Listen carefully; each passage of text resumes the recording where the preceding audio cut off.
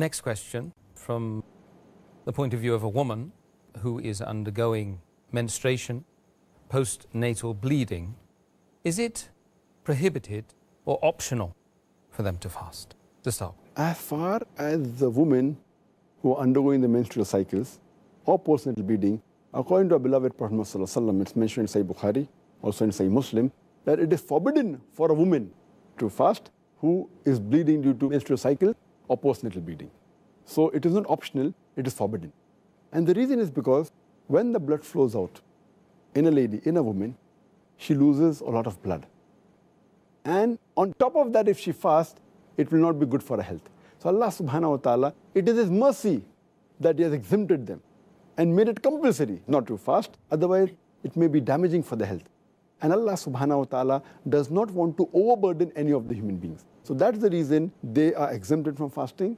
And even in the middle of the day, if the menstruation begins, they have to break their fast. Even if it begins a few minutes before sunset, they have to break their fast.